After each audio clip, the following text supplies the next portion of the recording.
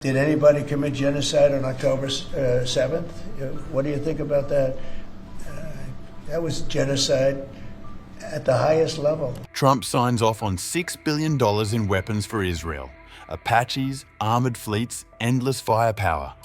Hours later, Gaza City reels under unprecedented assault, nearly 500,000 displaced.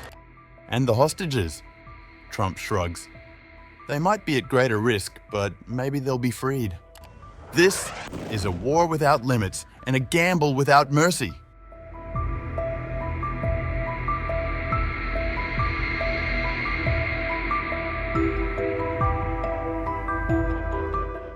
The Trump administration has quietly submitted one of the largest arms sale packages in recent history to Congress, seeking approval for nearly $6 billion in weapons destined for Israel.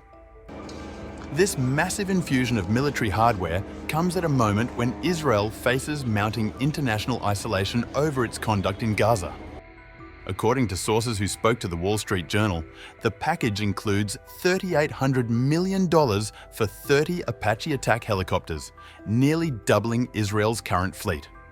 An additional $1.9 billion would fund over 3,000 infantry assault vehicles for the Israel Defense Forces. Another $750 million covers support parts for armored personnel carriers and power supplies.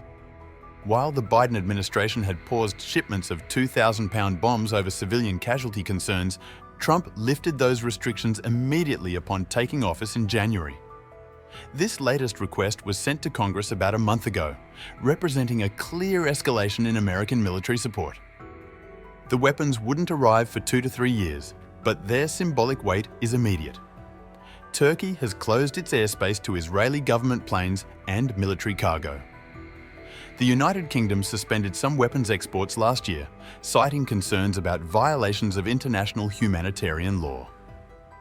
Italian Prime Minister Giorgia Meloni recently condemned Israeli attacks on Gaza as disproportionate. Yet, Trump appears unmoved by this growing chorus of criticism. The administration has already approved approximately $12 billion in major military assistance to Israel this year.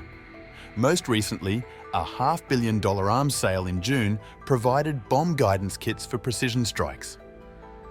These sales are part of a 10-year agreement between Washington and Tel Aviv that is nearing its end, suggesting this could be among the final major packages under current terms.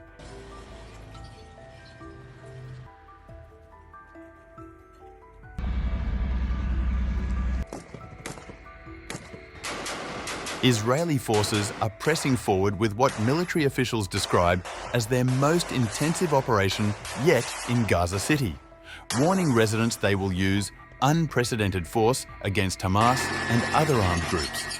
The Israel Defense Forces announced on September 19th that 480,000 Gaza City residents have fled since late August, leaving behind a city that once housed nearly 1 million Palestinians. The IDF will continue to act with great and unprecedented force against Hamas and the other terror organizations. For your safety, take the opportunity and join the hundreds of thousands of Gaza City residents who have moved south to the humanitarian area, and do not allow Hamas to exploit you as human shields. The human cost of this evacuation emerges through individual stories of desperation. One resident, trapped in western Gaza City, described relentless and intense shelling to AFP. Our life has become nothing but explosions and danger.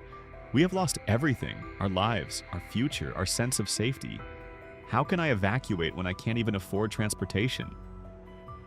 Another resident who walked more than 15 kilometers with 7 family members to reach safety in Deir el-Balah said, "We walked more than 15 kilometers and we were crawling from exhaustion. My youngest son cried from fatigue. We took turns dragging a small cart with some of our belongings."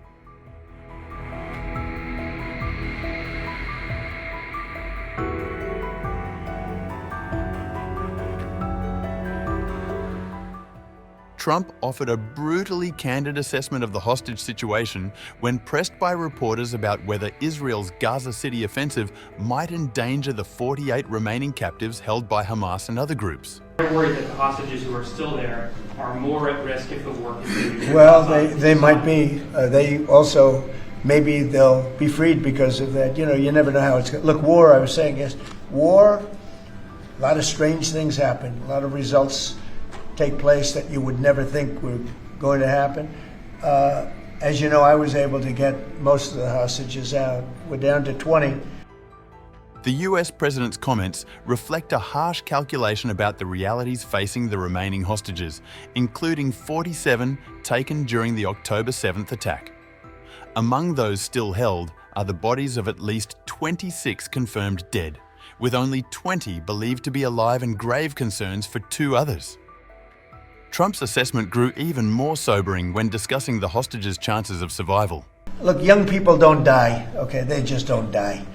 They can take a lot, but a lot of people died in these horrible tunnels. They're mostly in the tunnels. I know a lot about it. I got them out. But I always said the last 20, when you get down to the last 10 or 20, it's going to be very tough. It's a nasty situation.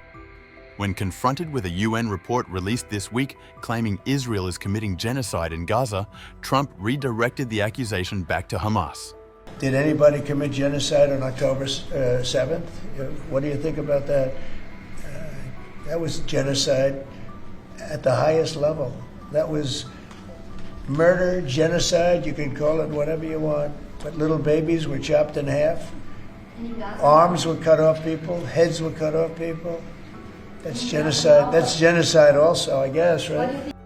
These remarks show Trump's unwavering support for Israel's military campaign, even as international pressure mounts and civilian casualties continue to rise. With nearly 2 years of conflict behind them and no clear end in sight, both sides appear locked in a confrontation that Trump views through the lens of October 7th's violence rather than current humanitarian concerns.